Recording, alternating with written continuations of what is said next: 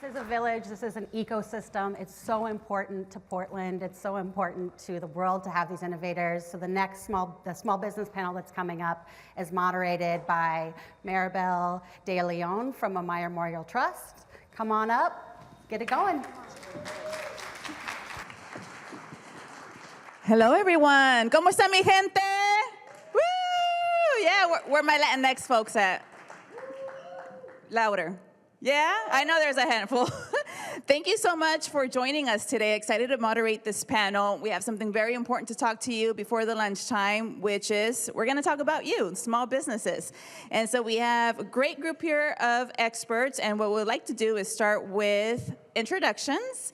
And whoever, Marcus, actually, we'll start with you. There's some microphones there. Wow, it's bright up here. Yeah.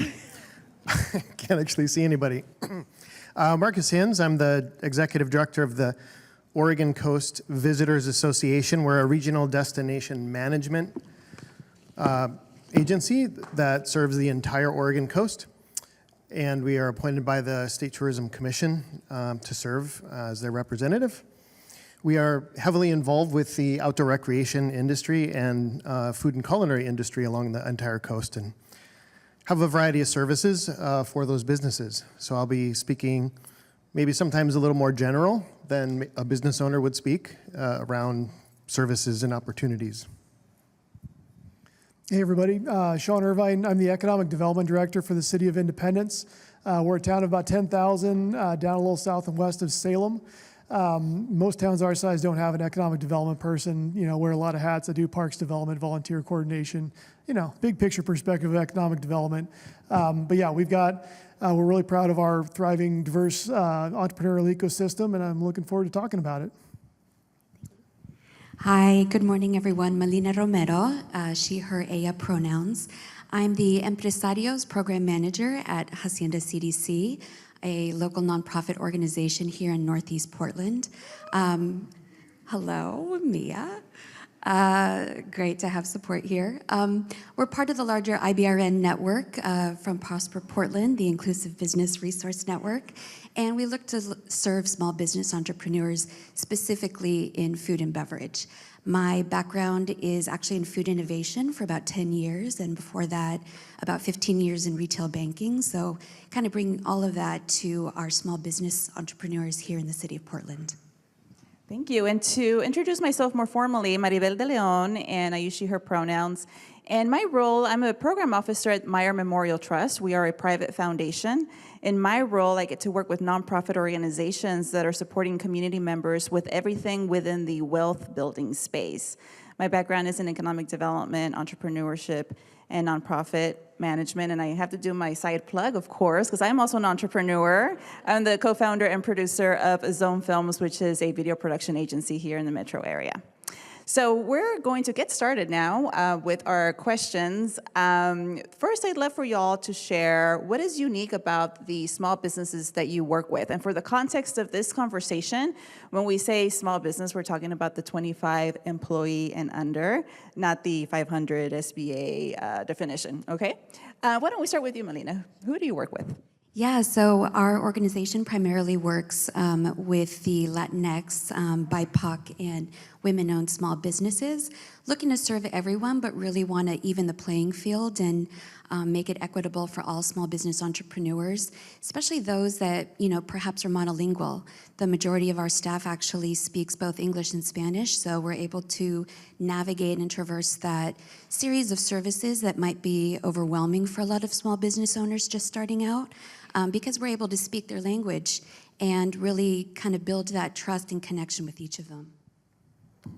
Yeah, so in Independence, we've got mostly small businesses. We've got a couple of larger manufacturers, but for the most part, the folks I work with are mom and pop operations, a lot of sole proprietors, but a lot of kind of retail, restaurant, food product, those types of folks. As a small town, we really sort of try to lean into, the advantages we have, and, what's the sort of knock on small towns? Everybody knows everybody.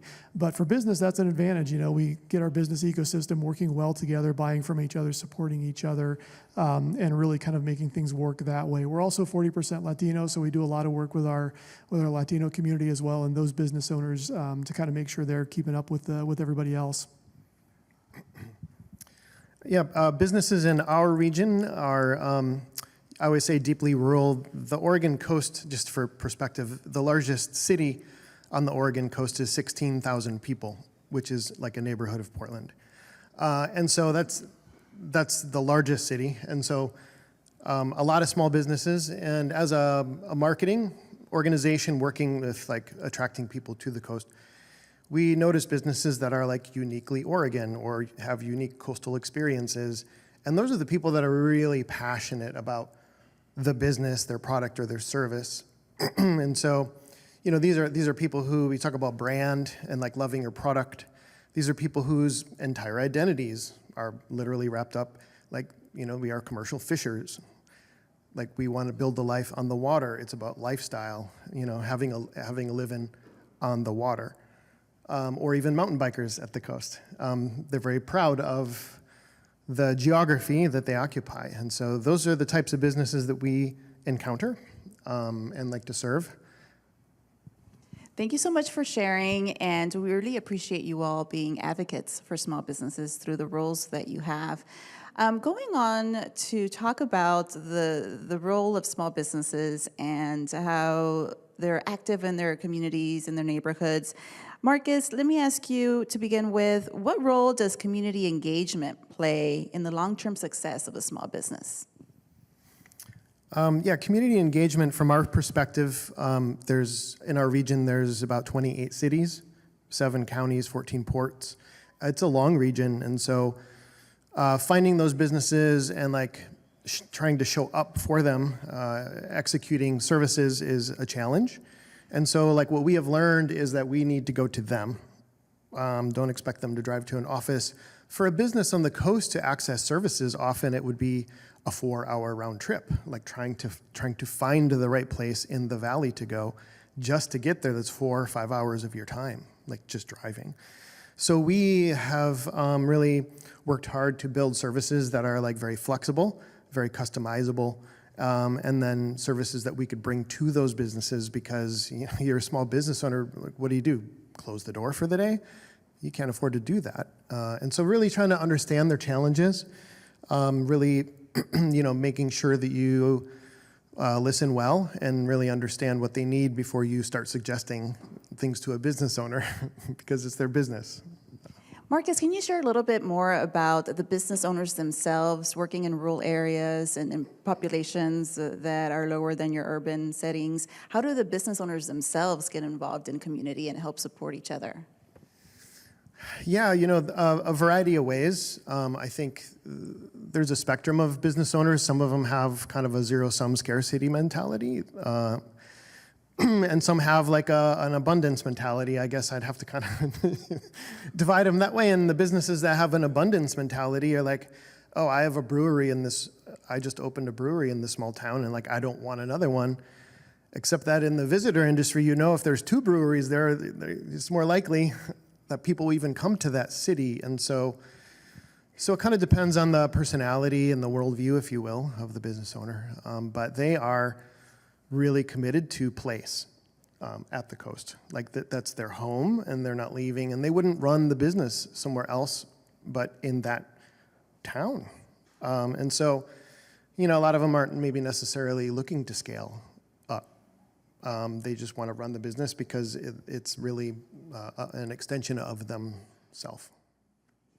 Thank you, Melina. Can you share a little bit about the community that you work with, how you engage your organization, you yourself as a professional, but then also how do you support the business owners to engage in community?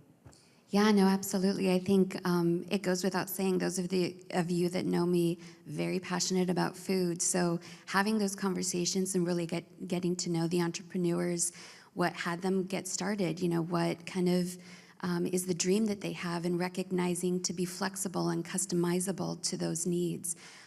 Everyone has a different end goal, right? So some folks maybe want to just stay at a farmer's market, or some maybe want to, launch nationally and get distributed in the Walmarts of the world. But I think at the end of the day, it's really understanding how a person wants to grow and then what we can do to help support that dream. Ways that we help engage is through a lot of workshops and events that we sponsor. The organization that we're part of is, in the title itself, it's inclusive. So we look forward to those kind of community meetings that we have on a monthly basis to roundtable, share ideas, share events, and keep that communication open with all of our entrepreneurs and small businesses. Thank you. And so, Shawn, along the lines of the same question, but from the government perspective, what would you say would be some creative ways that small businesses can work with local entities, government agencies, and other businesses to thrive? Yeah, I'm from the government. I'm here to help, right? So first off, I really want to say, small businesses, when you think about what makes a community's character, the business community is a big part of that, and especially the small business community. When you go to suburbia or when you go to the outlet mall, there's a ton of businesses, and there is no soul. So it's those small businesses, it's you all that really kind of make a community and provide the character. And so, talking about engagement, as a city, we do a lot of planning. We do a lot of plans. We want to engage the community into those plans so that those plans actually reflect the will of the community, if you're a good city and actually care about that kind of thing. You guys can help us do that. And, so what I want to say is, one way or another, you all are influencers in the community, whether you like it or not. And so I want to kind of challenge you all to show up for your community. When somebody like me calls and says, hey, I'm trying to figure out what to do to support the business community, give me a minute of your time. If we're doing a planning process for rezoning or looking at an area, if you've got, a Latino customer base, hey, can you, come down with bilingual materials, bilingual staff, set up a table, you can talk to the people that come through my shop, help us access your community, help us better engage the community. Next step in terms of, you all showing up for your community, be out there. You're here for a reason, presumably. You presumably care about your community. You need to be the hype man. You need to be the one who's telling everybody why your place is great, because, nobody cares about your community as much as you do. I've got independence. I care about independence. I like your community, but I really care about independence. And so go volunteer. Go, if somebody's doing a block cleanup, bring your folks, wear your gear, definitely promote yourselves. It's a great way to get out there, but let the community see you being involved. Maybe organize a block cleanup, maybe a block party. The other thing I want to really kind of highlight is if you're going to do just little things, okay, we're going to do a photo shoot. All right, find a character defining feature in your neighborhood that you love, do it there. If you have a coffee shop that you love in your neighborhood, do it there, and then incorporate a shout out to that place, to that thing in your campaign, in your photo shoot, so people can see how much you love your community and how much you support your community. The more you give, the more you get. It really is that abundance mentality.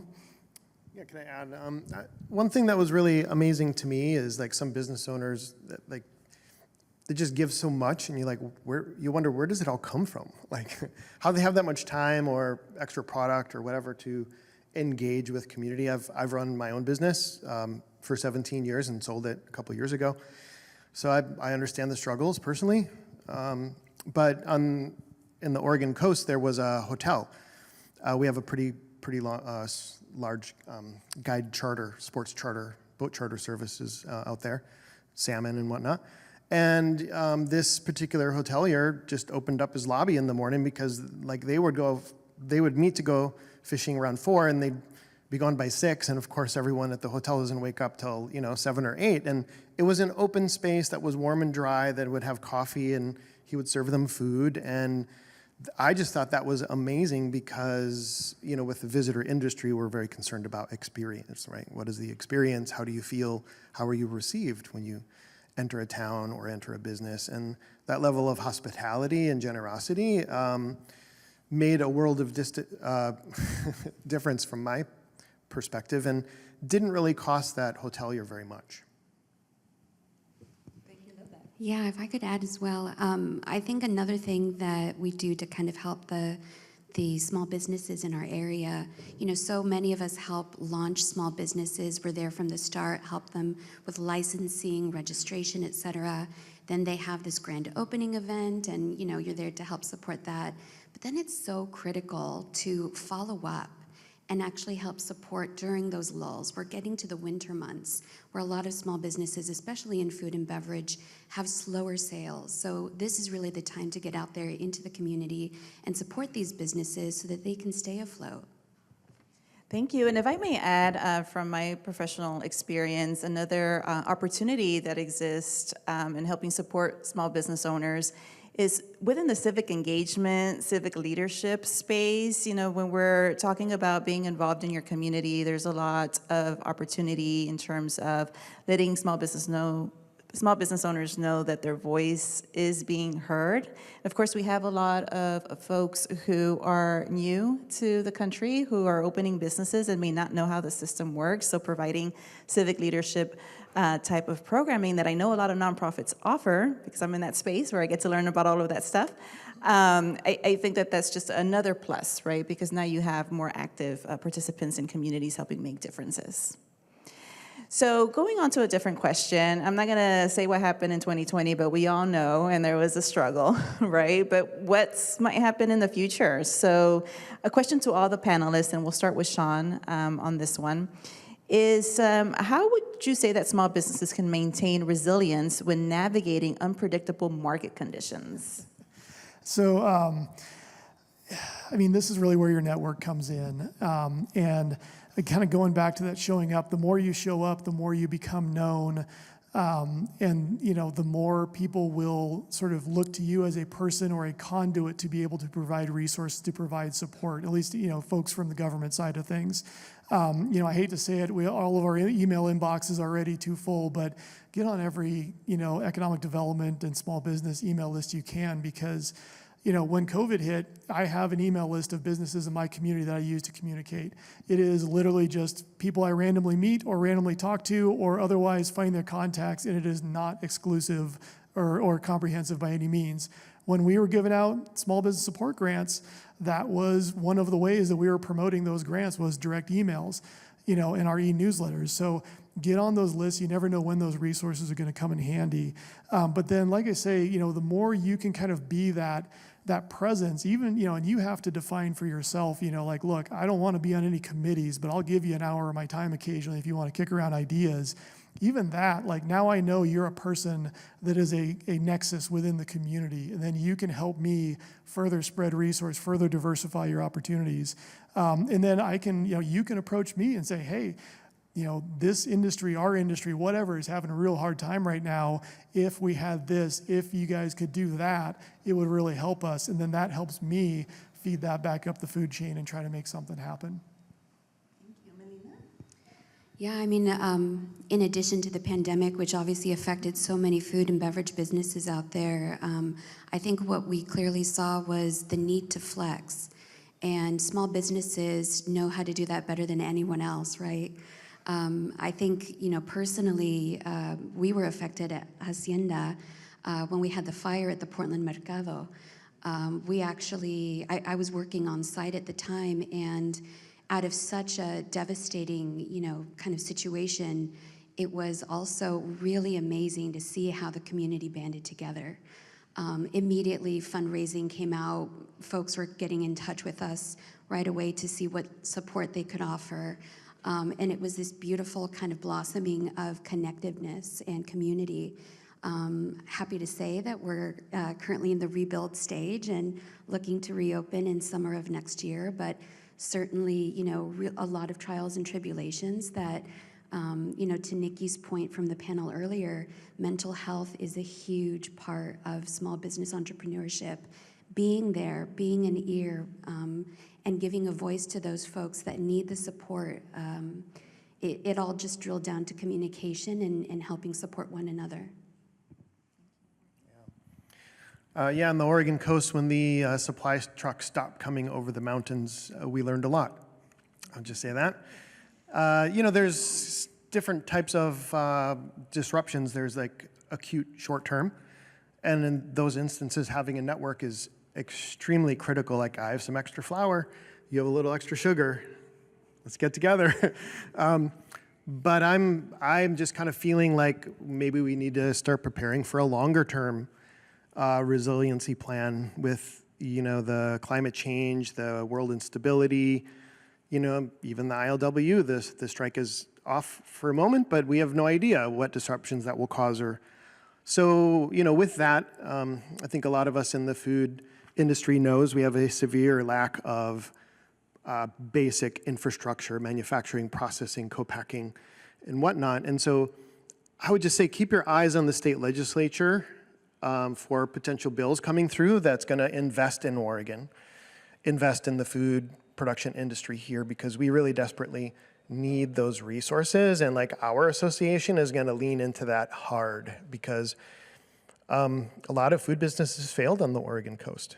We should have had that infrastructure here. To can seafood, we shouldn't have to send it out of state. And I know that a lot of other products have to leave the state and come back. That doesn't help for emergency preparedness. It doesn't help for community or business resiliency. So, I'm kind of more focused on the longer term planning, because I do believe we are in a very long period of deglobalization.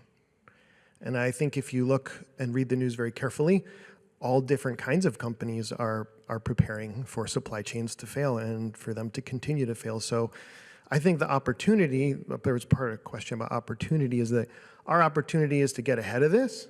We still have a little time. And we have to think more like big picture policy stuff that is not going to just support your business. Like, if you need co-packing, to scale up, it's going to support the whole economic ecosystem of our state and make everybody stronger. So big picture collective action, I think we need to stick together.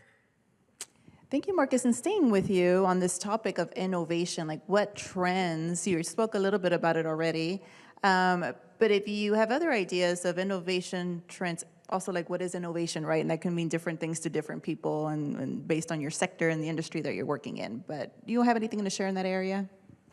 I do, and I'm not going to get this perfect, but there's a whole new focus for Oregon, anyways, on like the blue economy, ocean economy, which is like earth friendly.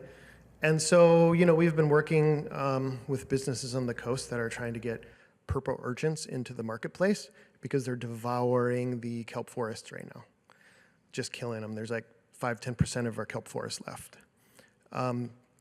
And so there's businesses that are like scraping off the bottom. They're emaciated and starving because they've already ate all the kelp, putting them in tanks, fattening them up.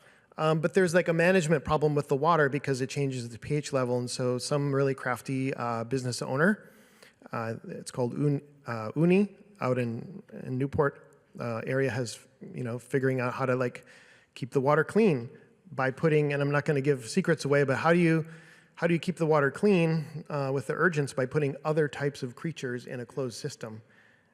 And at the end of the system, the water is clean and perfect and recirculates. That is pretty cool. And I don't know how they figured that out, but I'm putting my money down on that person.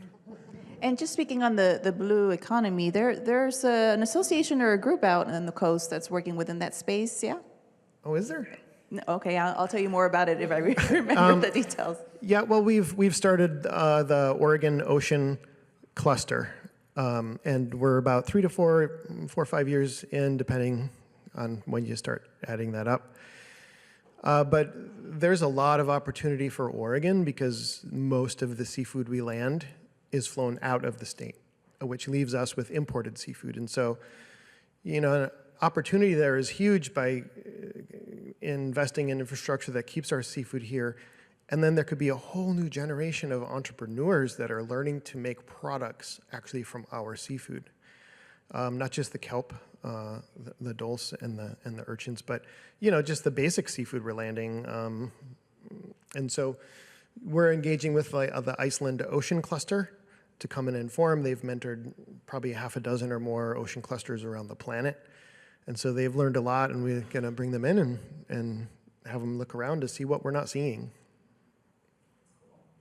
Shawn, anything on the innovation trends that you can share? Yeah, I mean, I think So, I mean, obviously, artificial intelligence is the hotness today.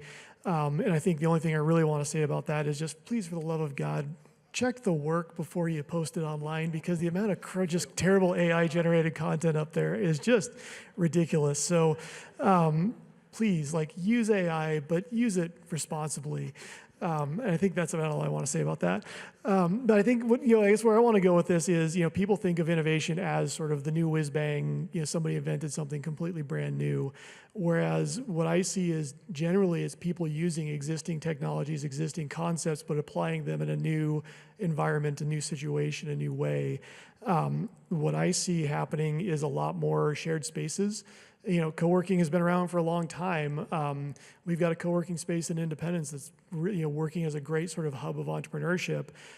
We actually were able to work with the owner to install a shared use commercial kitchen that food entrepreneurs can rent by the hour to develop products, to do pop-up restaurants, and so it's all this sort of easier entry for food-based businesses to be able to try things, to be able to pilot, to be able to pivot, and not, blow $100,000 on a commercial kitchen unless they really know it's going to work. So that kind of thing, I think I see really happening. Relating to that, we're looking at, everybody's, I think, sort of looking at how you can better connect the local food system and get more people buying locally, local restaurants buying local food and doing it in an easier way from smaller farms. It's actually really challenging. That's somewhere where I think artificial intelligence might be interesting. But again, it's a shared situation, people working together.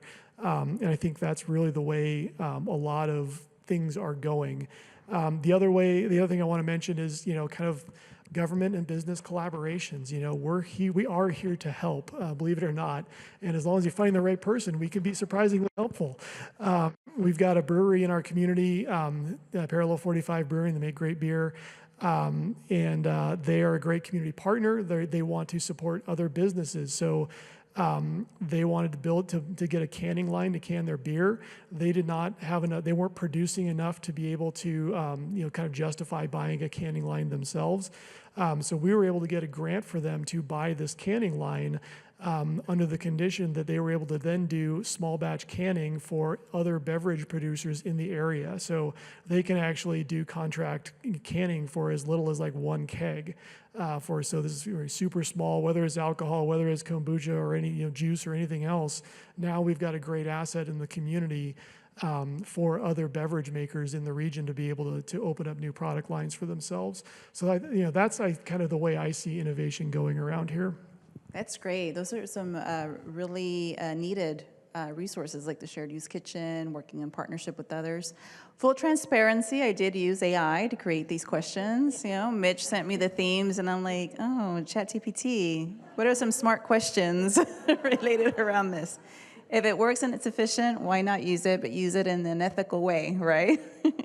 Melina, with Hacienda working with micro and medium-sized businesses, when we're talking about trends and innovation, what are some cost-effective ways that can help support businesses within that space? Yeah, it's so necessary, right? Because the need for innovation really kind of highlighted its field, especially during the pandemic. So many businesses needed to flex, needed to figure out different ways to approach the needs of the community, but ways that we kind of identify low-cost innovation trends is just really working with each client on ensuring that they recognize the competitive landscape that they're in. Obviously taking a look at the category they're in, adjacent categories. If someone's making an ice cream, you want to look at yogurt or confection, even baked goods. I think the other thing too is that we as a business advising program also flex for the client. So really recognizing where the need is, whether it's like sensorial feedback on a product to better reformulate one of their products, or connecting them with various resources in the community, but really always getting back to the consumer. What does their consumer want? What does their consumer need? Because as we all know, their needs and wants change over time. It's connected to a value set, so story means a lot to sales and to a marketing brand. So, constantly checking back and seeing where the need is so that you can have some sort of solution with the product or service that you have. That's great. I want to do a shout out actually to all of the nonprofits that are providing technical assistance and coaching and education to small businesses at the startup phase all the way to the you're ready for the next thing. In my role, I get to work with nonprofits in that space, and there's so many across the state of Oregon, and all working within different areas, from the coast to rural to urban. So just wonderful work, and that's the shout out to remind you all to take advantage of those resources. There's a lot of no cost or very low cost resources that you can access to help you through your business journey. So take advantage of that. Well, that's one way to support small businesses, which is our next question, right? What are some meaningful ways that people can support businesses beyond buying the products? And why don't we start here with Melina? I think networking, for sure, is a big way to kind of help the community, because as entrepreneurs get to know one another, get to know the community resources, it's really a benefit to everyone.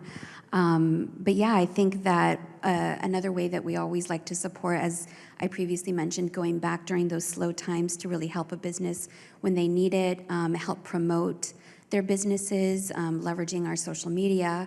But then I also am a big fan of reviews, and what that means to the digital marketing strategy of a business and how that helps kind of support them, and be more visible in, kind of SEO type of optimization, and really helping them get to the forefront of those Google searches. So there's various ways, but for me, I'm a firm believer of reviews. And, for you entrepreneurs, capturing those emails is so critical, as you know, to go back to those previous clients that have purchased your product, are believers, understand who you are, to tap into when you need to. That's great, Shawn.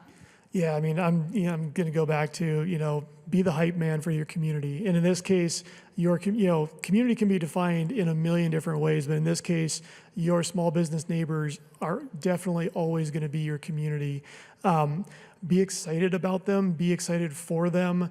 Networking, I think people kind of forget that you're networking every single day when you're out and about, and by that I mean, like, you go buy a cup of coffee at a coffee shop. If you don't talk to the owner, be genuinely interested in, hey, how's business going? What's working for you? What's not working for you?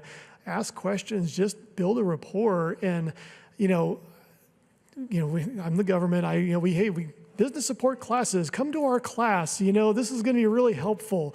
Business owners want to learn from other business owners, and you all have an incredible reservoir of knowledge that you have built up over time that you probably think is common sense. And the person that you are talking to who has never done it before is going to say, that is amazing. And all of that comes across in a casual conversation. So don't forget the impact you can have in those casual moments, just being out and about in the town, in your community. And again, so when I say show up for your community, think about that when you're out and about, when you're just kind of casually, having a good time or hanging out with other people. Be interested in what else is going on, what other business owners are doing, and just see if there's a way you can offer a little advice or help them out in some way. Tell them to come to a place like this, If you're a grumpy business owner, everybody knows it, right? So, yeah, networking is great. Just as an aside, we were talking with this very large foundation. I would say go back to innovation. It doesn't have to be technical. It can be relational, And here's what I love about Oregon is that this foundation said, we do this all over the country, and there's a lot of sharp elbows all over the country. But in Oregon, you all seem to talk to each other. You all know each other, and you all like each other. And I think that's our innovation. I think that collaboration is our innovation. It is the networking, it is the relationship. So I just wanted to throw that in there. But as an individual human being, help tell the story of the business. There's nothing more powerful than the story. And it doesn't have to be the story of the foundation of the business. It could be the story of your day and your relationship to the business. But just tell a story and how meaningful it is as a third-party person or entity out there. It's a very powerful position to be in, to give those businesses some love. One Sorry, real quick. There you go. Just one other real quick thing is, hype your community, but get beyond your community as well. We all have our little groups that we hang out with, and go check out that place that you've never been before. Talk to that person at the networking event that isn't the kind of person you would normally walk up and talk to. Push your boundaries a little bit, because that is also how you find those amazing creative collisions that otherwise wouldn't happen. Thank you. Now, aside from the consumer, right, or the neighbor, huge corporations or big government entities, any ideas on how they can support businesses? Melina? Yeah, a lot of them actually, especially during the pandemic, started innovation arms, and, kind of being abreast of, news of what's happening in the large CPG companies, at least for our industry, is incredible. I mean, a lot of these programs end up sponsoring businesses, and I think identifying those and making sure that that you can take advantage of them is huge. I'm a big fan of trade shows. I think that that's also another way that you can kind of tap into those large corporations, but also get small entrepreneurs involved as well. So I think taking advantage of those two ways would be of benefit. Yeah, I mean, I would say creative use of buying power and influence. Obviously, a big corporation is going to buy a lot of things. If you can offer shelf space, if you can, have your annual gift to customers be a locally produced something, and you tell the great story behind that, obviously, I think that stuff is really good. Going back to the marketing side, hey, if you've got all this promotion, if you can, within that promotion, highlight local businesses, local partners, local organizations, the community, all of that, that is, I think, hugely beneficial. The other way I'll go with this is, foundations and investment firms, like if you can take a tiny portion of that fund you have and invest in small business support, invest in business development, I mean, that's deal flow. You're investing in that pipeline that is going to bring the future businesses to you, your future buyers, your future customers, your future, products that you're going to be selling. You got to just deliberately think about where you have a lot of influence and then applying that strategically. From a regional entity, a regional management entity, the things that we've learned is, one is do your own research before you go talk to the businesses, and you may be surprised to find that other people have already asked those businesses those questions. There's probably a handy-dandy report out there somewhere. And in our area, around food, we found half a dozen studies that were already published. So I think, one thing that's really irritating as a business owner is to have people one after another asking you for your time and asking the same questions. So just don't do that. Do some research. Make sure that the environment you're entering into. And again, I'll go customize your services. Don't standardize them. You have to customize them. And in our region, the North Coast is very different than the South Coast. Each city can have its own story. Each area may have a different mix of services that they already have or don't have. And so there's not one standard way to really roll things out. And also structure your services flexibly. So you might have you can do A, B, and C, but a lot of businesses will can I have a little bit of A and a lot of C, but nothing in B? So just be prepared to be flexible, I would say. And then finally, for large organizations or governments, there's only so much time you can think about things and research. If your services cannot move at the speed of business, then they may be irrelevant. Because by the time you conduct a research and publish it, and then you get the funding, it's a year later. Well, a year is a lifetime for a business. So structure services that can be deployed at the speed of business in the critical moments when they're needed. Thank you. The topic of giving back. I didn't tell y'all the story of Meyer Memorial Trust. Do y'all know how we came about, maybe? Yeah? I'll tell you. Fred G. Meyer, the founder of the Fred Meyer grocery stores. We're not affiliated with them anymore, with the stores, by the way. We're in solidarity with the union movement right now.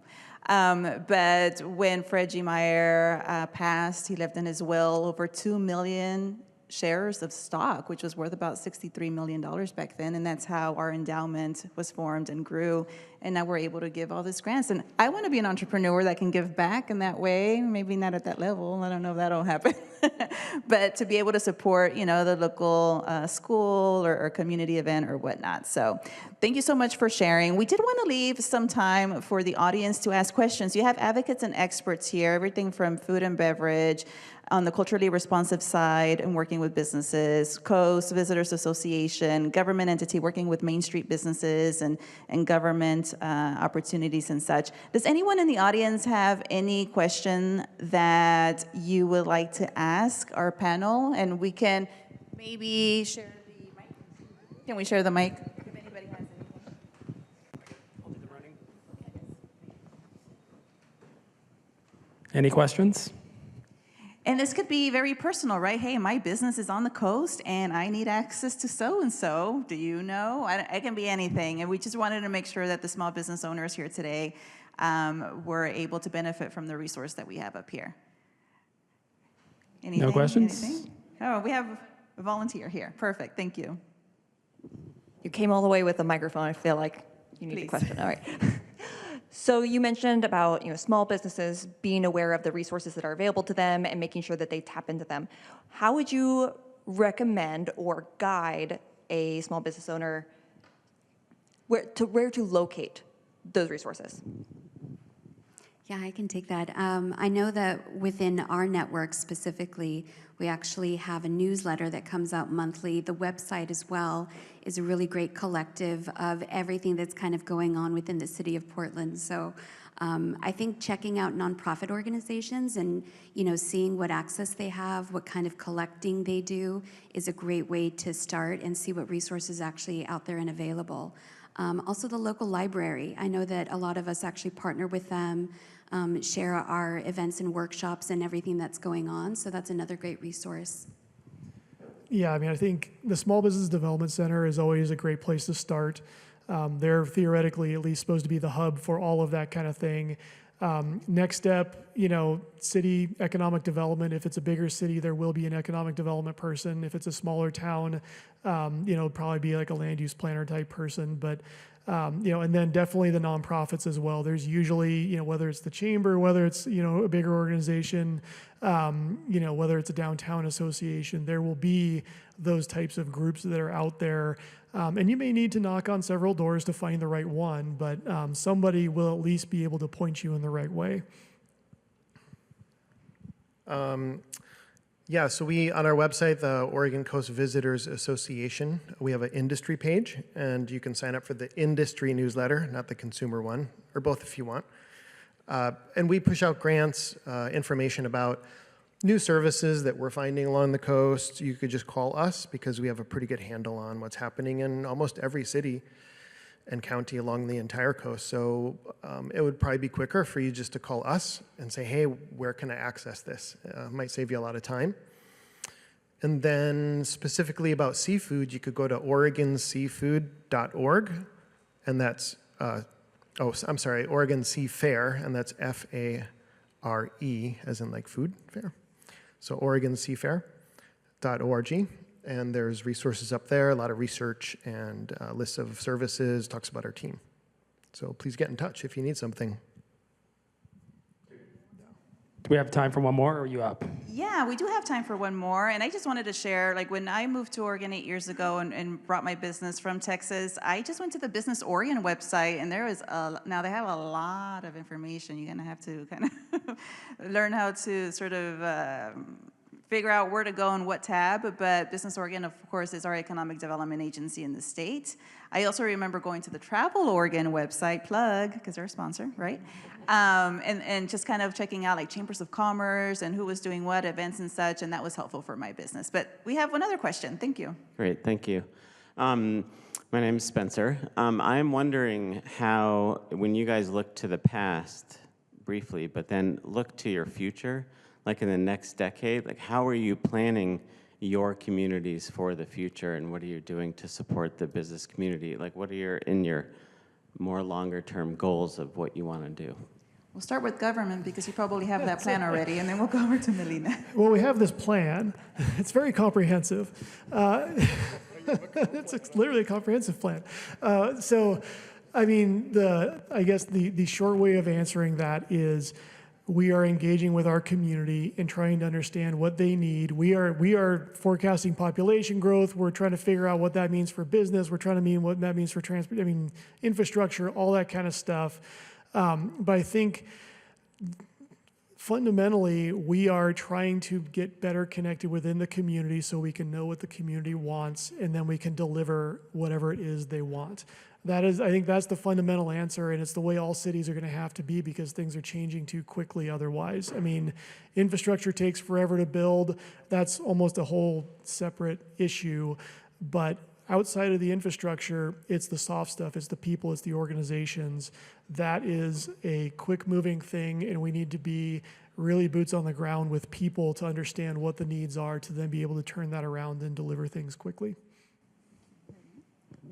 Yeah, I really like kind of discussing the long view and what that could look like. I think, especially because we get these really great relationships with our clients and these entrepreneurs, really understanding what's at their core. And I think for a lot of them, it's identifying, generational wealth. A lot of small business ends up starting as a way to provide for your family.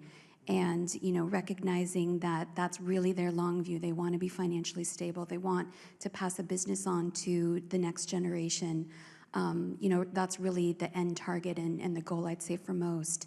But it's food and beverage, at least for my industry. And the long view is probably a lot shorter that we look at. It's more of that 2 to 5 year marker.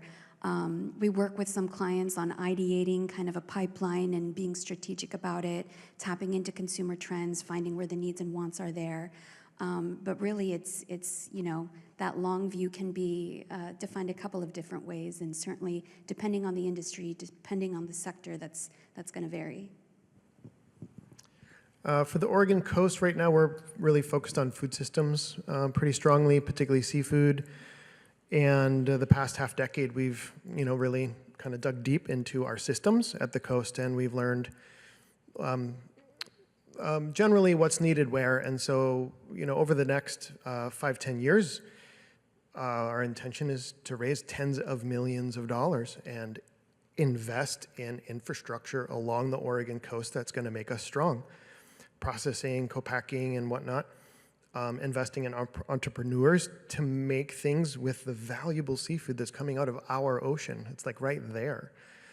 And as a tourism agency, why does that make sense? Well, because we like to tell the story of the food you are eating, and we don't want to tell the story of a lot of the imported seafood that's coming in. It's horrible stories. We don't want to tell that. We don't want to sell that. What we want to sell is the seafood from us. So as a regional entity, we need partners on the ground that are doing the work. And so, we need places to rest our resources on top of. And so in places where we don't have strong partners, we've helped to start a food nonprofit, for instance. And now it's staffed up, and now we can invest in that, doing work there. So we're putting the finishing touches on a strategic implementation plan for the Oregon Ocean Cluster. It's 99.9% done. It's our version of a comprehensive plan. And it's really going to be quite specific. What do we need in business technical assistance, in workforce, in infrastructure, distribution, sales and marketing? And then also a big keystone of that is a concept called 100% fish. And in other parts of the world, they are learning how to use 100% of the fish that they're pulling out of the ocean.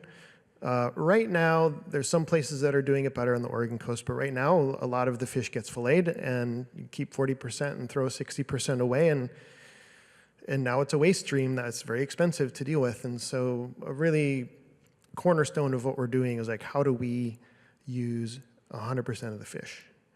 A lot of blue tech innovation there, a lot of processing innovation. Thank you so much for sharing. And to close us out, lightning round question, without thinking about it too much, your top 1 or 2 local businesses that you and your family frequent often. Oh gosh, I love pistachio. It's a packaged goods product. It's a sweet pistachio spread. And I have to give a shout out to Salsas del Barrio. Salsa matcha, if you're a fan and you know it, want to check it out at the St. John's Farmers Market. I mean, it's not a small business, but Tillamook ice cream. Local ocean seafood. Love. And I want to give a shout out to the Beaverton, Hillsborough, Cornelius, and Forest Grove Farmers Market. They're like your one-stop shop. You find anything you need in those, and I love all the activities and things they do for families. So with that, we're concluding this session on the importance of small business in Oregon. Thank you so much for listening. Thank you all for sharing your expertise, and we're going to be around to network if you have any other questions. But now we'll let our MC come back up to give us instructions on what's next.